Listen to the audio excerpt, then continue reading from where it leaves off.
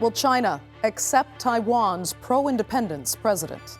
While toning down his separatist rhetoric, newly inaugurated Lai Ching-te, or William Lai, has asked China to accept the existence of its democracy. But can the two continue to maintain peace if Beijing calls reunification with the island inevitable?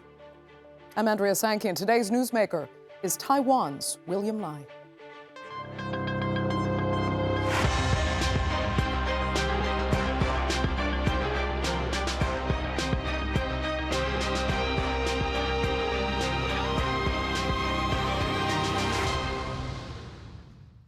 When it comes to cross-strait relations, phrasing is everything. Taiwan has functioned as a self-governing democracy for decades, but has never said it's an independent country. Beijing has always insisted Taiwan is part of China, but has reluctantly allowed it to work as a sovereign state. Now, that delicate balance has been maintained peacefully, and Taiwan's new president now says he wants to keep it that way. During William Lai's inauguration speech, he reiterated the status quo serves everyone's best interest. It's a change in tone from his earlier stance when he advocated for formally declaring independence. But he said it's China's military incursions into Taiwan's airspace and waters that pose the greatest strategic challenge to global peace and stability. I want to call on China to cease their political and military intimidation against Taiwan, share with Taiwan the global responsibility of maintaining peace and stability in the Taiwan Strait, as well as the greater region, and ensure the world is free from the fear of war. Well, the governing Democratic Progressive Party's William Lai has been commended for his rise from poverty to the very summit of Taiwan's government. The 64-year-old grew up in a mining village near Taiwan's northern coast. His father died in a mining accident, leaving his mother to raise 5 children. Now, Lai was a Harvard-educated physician before entering politics. In 1996, China fired missiles into waters off Taiwan's coast as tensions reached a peak. Lai later described it as a defining moment that pushed him into politics. Lai later served as a local legislator in Tainan for several terms before becoming mayor of the city. And in 2017, then-President Tsai appointed William Lai premier of Taiwan. Now, in 2019, he challenged the leadership of Tsai Ing-wen to run for president. He failed, but instead became her running mate in the 2020 presidential election. Last year at the Democratic Progressive Party chairmanship election, Lai was unopposed and elected to succeed President Tsai. In January's election, he secured an unprecedented third term for the DPP. Well, Beijing has long been a vocal critic of Lai, especially after championing Taiwan's independence in his early career. The Chinese office in charge of Taiwan's affairs criticized Lai's speech as, quote, promoting the fallacy of separatism, and accused him of stirring up tensions. I would like to emphasize that Taiwan independence is a dead end. No matter under what guise or banner, the pursuit of Taiwan independence and secession is doomed to fail. Though few recognize Taiwan diplomatically, the U.S. has remained a staunch ally of Taipei, even while recognizing the One China policy. The latest U.S. foreign aid package includes more than $8 billion in military support for Taiwan. Just last month, the United States made into law the Indo-Pacific Security Supplemental Appropriations Act 2024. This will provide the Indo-Pacific region with additional security and assistance, thereby supporting the peace and stability of the Taiwan Strait. We thank nations around the world for their consideration and support for Taiwan. We would also like to declare to all that democracy and freedom are Taiwan's unwavering commitments. Peace is the only option, and prosperity gained through lasting peace and stability is our objective. So, can the status quo be maintained indefinitely, or at least during the term of Taiwan's new president, William Lai? Joining me now to debate that and more are from Boston, former Taiwanese legislator and fellow at Harvard Kennedy School, Jason Shu. From Beijing, fellow at the Pangoal Institution and former China Radio International chief correspondent, Qinduo. And from London, research associate at the SOAS China Institute, Duncan Bartlett. Thanks all so much for being with me. Now, we also reached out extensively, I must mention, to Taiwan's DPP, but unfortunately, no one was available to participate in this program. But let me go to Jason and begin with this. President Lai has said he will be Tsai 2.0. So in hearing his inauguration speech, do you believe he has fully turned away from being that he was a pragmatic worker for Taiwan's independence that China labeled a troublemaker? Well, first of all, we've seen several important indicators for Lai's inauguration speech. Number one, he's threading the line of his predecessor, President Tsai Ing-wen's moderate path of the cross-strait relations. And it's something that he tried to stress. However, I think currently the Beijing is watching what he says and seeing what he does. So it's hard to see that whether he will change the tone because of this necessity to maintain the status quo, or deep down in his heart, he's still a hardcore independence political worker. It's still hard to say in the first half of his presidency. And normally we will see some type of a honeymoon period when a new president coming into office. The way I see Lai's presidency is probably in the first 2 years, he will try to maintain the stabilization as much as he could. However, he faces a very dire situation in the parliament. Right now, DPP doesn't own the majority, and the opposition parties, both KMT and TPP, Taiwan People's Party, combined and can vote out any legislation that DPP tries to push. So there's a lot of indicators that if domestic politics doesn't go well, one could fear that Lai might be radicalized and pursue some type of independent route. However, I think U.S. is there to do the check and balance. Lai would be very risky if he ventures out some type of simile or symbolic independent move. For me personally, I don't think he would be that bold. At least in his first presidency, first term. So I would say he would exercise caution, and it depends on how China respond. And up till now, we haven't seen China's responses yet. Yeah. Interesting perspective, though. Yeah, and I mean, it should be mentioned again that even though the DPP has won a third term, they don't have the majority. So there will be parliamentary challenges as well, which won't make his mandate necessarily as clear. But Qinduo, let me ask you, if China believes Lai is sincerely dedicated to maintaining the status quo, or do they still consider him that dangerous separatist that they labeled him before? That's a good question, Andrea. If you look at, this is kind of deceptive when Lai Ching-te talked about status quo, and under his speech, you can see that status quo means basically, there's independent Taiwan, and or in its official name, Republic of China, and China. We talk about People's Republic of China are not subordinate to each other. That's his words. Basically, that's a two-state theory here. Basically, Taiwan belongs to one state, the mainland belongs to another state. That's another way of saying Taiwan independence. So such a message is understandably not well received in the mainland. And the Taiwan Affairs Office and the State Council has pointed out, the source of this tension of instability across the strait comes from the pursuit of Taiwan independence, basically the DPP.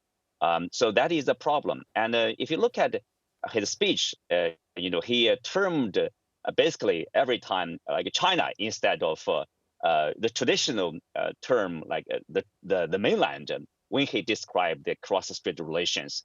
So that's very clear that he's pursuing Taiwan independence one way or the other. And he has not changed his color at all, despite all the the rhetorics over there. Okay, let me ask Duncan. I mean, do you think this change in tone, is, as they might say, a leopard kind of changing its spots? Or do you think now that he's taken office, he really does have to be a lot more diplomatic about his stance on potential Taiwanese independence? I think he is being diplomatic, and I also see a lot of continuity actually here between the language that President Lai is using and the language that was used by the outgoing President Tsai Ing-wen. Basically, her position was that there was no need for Taiwan to declare independence. It is self-evidently a self-governing country. Its politics are not influenced by the politicians in Beijing or anywhere else in the world. It has its own economic and business priorities, and it has its own foreign policy. And one of the key points about foreign policy under President Tsai Ing-wen was to build up close and positive relationships with liberal democracies. Now, we see an interesting situation with the inauguration today, which is that the leaders of democratic liberal countries are not attending in person, but little delegations of parliamentarians are there from places like the United States and Japan and so on. And that is a sign that actually there has been a significant change as a result of Taiwan's soft power and its diplomatic efforts under the leadership of Tsai Ing-wen. Its standing in the world has risen, at least in terms of its reputation and relationship with liberal democratic countries in the West. It is interesting, Duncan, because it was out of the countries that sent dignitaries, basically, you had the US, Japan, the EU, the UK, Singapore, Germany, a few others on that list. I mean, what does that say to you about the international community's genuine stance on Taiwan? The US, for example, might recognize the one China policy, but here we have a country sending them billions of dollars in military assistance as well, and the president himself, Joe Biden, saying that the US will defend Taiwan in the case of Chinese aggression. Well, let's imagine you're a politician from one of those countries on the list that you just mentioned, and you've been through an election process. You've got a place in Parliament, or you did have a place in Parliament after competition with rivals from other political parties. That means that you're very much committed to the democratic process and multi-party elections. So when you receive an invitation to go and support the new democratically elected president of Taiwan, obviously you're going to look at that quite warmly, whatever your own political party that you represent. And if the People's Republic of China, which doesn't have multi-party elections, then puts pressure on you or your government not to be allowed to go, I think that means in many cases people just double down and they feel warmer towards Taiwan. And this is a result of Taiwan's powerful influence on liberal democratic countries. China, of course, takes a much harder line. It's actually put pressure on the few nations around the world which formally recognize Taiwan as a country. There's only 12 of those left. But, even though they're fairly small states, and you could say that they're even quite remote, they've actually been represented at the inauguration in Taipei today as well. Jason, I'd like to get your sentiments on that as a Taiwanese person about the international participation and how it gives this tacit recognition of Taiwan. And also, please do help us understand, separate question, how the Kuomintang, your party, is seen as a Beijing-friendly party now when it was the KMT who actually fled the civil war to break from the Communist Party that now leads China. Yeah, absolutely. I think that over the years, the international participation of Taiwan's recognition worldwide has been increasing. And this is a result of a soft power and democratic achievement. And obviously, China's aggression over the years has also contributed to such a rise of recognizing Taiwan internationally. And although Taiwan's status is still ambiguous, so countries around the world still don't engage Taiwan officially. But as you can see, countries attending the inauguration are mostly from their parliamentary delegations or members of the parliament. So this type of people-to-people exchange or parliamentarian exchange are vibrant. And it's also a show of a vibrant democracy in Taiwan. And it's something that Taiwan must recognize that, as William Lai, our new president, has stated, that Taiwan, it is indeed already operating independently. It doesn't need to declare independence. So this gives China no excuse or no reason to move against Taiwan. And that's really the red line that we are seeing here. And China fears Taiwan if Taiwan declares independence. And in my opinion, Lai will only be pushed to go radicalized if U.S. pushes China. And if U.S. pushes China on that front, if Trump comes back, things will get really complicated. Now, I will say more on that topic later. Yeah, but, I would like to discuss that a little bit further. But exactly. I just want to understand where the KMT actually stands. I mean, does the KMT want to see more of that tacit international recognition, or do you think that's actually counterproductive to the more pro-Beijing relationship you want? KMT, first and foremost, wants to maintain the status quo. I think it is the majority consensus of the people of Taiwan to maintain a stabilized, peaceful cross-strait relations. And it is very important to note that no communication between current Taiwanese government and the mainland Chinese government is dangerous, because any type of no communication could lead to miscalculation, and that could lead to conflict that will spiral out of control. So KMT's position is that William Lai's most important task is to maintain a peaceful cross-strait relations. Okay. And right now, we've seen his rhetoric is that I follow Tsai Ing-wen's route, and let's look at how Beijing responds. And the way I see it is probably Beijing won't probably respond positively, because in Beijing's mind, they see Lai as an independent politician, and nothing he says or does would change the way Beijing views DPP or Lai's party. So KMT's position is that let's go engage China, but engage them cautiously. KMT doesn't have an illusion with China. KMT knows that this is a China that we are dealing with that's very differently than the China we dealt with 10, 20 years ago. And this is a leader that has the ambition on Taiwan, and we must engage them cautiously. And so that's why we want to promote cross-strait exchanges, and we want to promote the people-to-people exchanges. Okay. And that's KMT's position. Okay, Qinduo, I'm not sure that's exactly what Beijing wants to hear, but let me ask if Beijing will actually hear William Lai's plea to stop the military intimidation that he referred to, and in what sense, where would China draw the proverbial red line? Well, the red line is very clear. That is, as described in the China's law, anti-secession law. If there's no hope of a peaceful reunification is stressed here.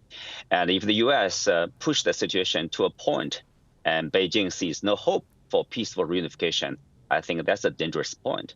And if Taiwan push that point to that kind of situation without any peaceful reunification, like a possibility, that's also very dangerous. So that's a red line. And also the red line is like a foreign intervention in the Taiwan situation. Let me make it clear, that is U.S. intervention mostly. No other countries basically, selling weapons to Taiwan on that scale. Okay. Despite all the U.S. promises to reduce arms to Taiwan until zero. That's the U.S. promise, and it is breaking its own promise every time it sells weapons to Taiwan. What about and also, President I want Lai's... to disagree with Jason. Okay, go ahead quickly. Let me finish this. Jason talked about a different China. I disagree with him. Chinese position on Taiwan had remained unchanged. That is peaceful reunification, because peaceful reunification serves the interests of China very well, the best. That's the best approach until it's forced into the corner to take some other means to achieve national reunification. And also, I disagree with what Duncan and Jason talked about, and Taiwan is being more visible internationally because of its success, economic or whatever. No, it's because there's a political game here, geopolitical game of U.S. containing China. And Taiwan happens to be the most convenient to be used, to be weaponized, to be used against China. That's why Taiwan is being stressed that much in the Western media, in the U.S., in European Union. So that's a reality. Of course, Beijing people recognize that, but that's not because of so-called soft power. Let's be realistic here. Jason, let me ask you quickly, from a Taiwanese perspective, is reunification inevitable? Because that is Beijing's line. I think the the current majority consensus of the Taiwanese people is to maintain the status quo. If you look at the public opinion polls, only a small percentage of the population would seek independence or unification, and it's less than probably 5%. And this is a growing number of the majority voters wanted to maintain a status quo. And we recognize that we are ethnically Chinese, but we are Taiwanese first and foremost. So politically, unless China changes, it is hard to have a equal negotiation on this part. And so on this front, if you ask, do people want unification? The answer would be no. Look at what happened to Hong Kong. Hong Kong said China says it's a one country, two system, but it is not. Look at what Hong Kong has fallen in the 2019 protest. And that is not what Taiwan wants. We want two things. One is to maintain our way of living, which is a democratic, free society. Secondly, is to keep the economic prosperity, and which is our current strength in semiconductor, in technology, in trade, and in everything. And as of today, Taiwan is selling or exporting more goods and trade to U.S. U.S. is becoming Taiwan's largest trading partner instead of China. So this decoupling away from China has become an inevitable trend. And more Taiwanese electronic companies or semiconductor companies are moving away from China. So this type of coercion or aggression, in my opinion, and realistic speaking, don't work for Taiwan. Okay, let me get back to Duncan quickly, because I guess the consensus is to maintain the status quo, that is the only somewhat happy medium that would maintain peace. It's not what China wants. It's not necessarily what some Taiwanese want, including the current now president, who had earlier said that he did want formal independence, now backtracking. But as Jason mentioned, things might change or become more precarious dependent on the U.S. election and if there's another potential Trump presidency in the cards. I need to ask you where you think that could take Taiwan. Well, I think we're likely to see continued support for Taiwan militarily, whoever is the next president in the White House in Washington, because it's a bipartisan issue in the United States to stand up to China.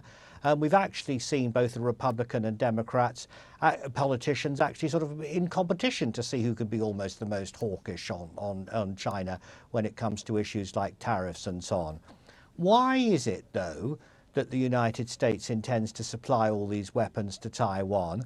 The aim, according to President Tsai Ing-wen, the outgoing Taiwanese president, is to show what the cost would be of a forcible reunification. As Jason Hsu said, the majority of people in Taiwan don't want reunification, so therefore they're not interested in having some sort of political negotiation about it. Could that prompt China to take military action? That's a very real risk. And so the idea of the Taiwanese government, and this will remain true under President Lai, is to build up its military capacity, to make strong connections with friends, allies and like-minded countries, if I can put it that way, and to try to make sure that the deterrence posed by the Taiwanese military and other military powers, including the United States, will be enough to prevent China and the People's Liberation Army moving forcefully to take Taiwan back as part of the mainland. Okay, Qinduo, final 2 minutes. I mean, how long will China hold out on this inevitable reunification? And will William Lai, do you think, be able to best deal with Beijing should tensions increase and Taiwan continues to feel militarily intimidated by China? Well, first of all, Andrea, there's a lot of speculation, China will take military action in 2027. Let me make clarify that there's no timetable at all from the mainland's point of view of a peaceful reunification. People living in Taiwan, basically, from the mainland's point of view, our brothers and sisters. There's no point of shooting at each other. Only other countries will benefit from that kind of situation. Look at today's Ukraine. Nobody wants to have that kind of situation across the Taiwan Strait. That's the first point. Let's be clear. Beijing people, they are rational and they make sense in terms of a policy formulation there.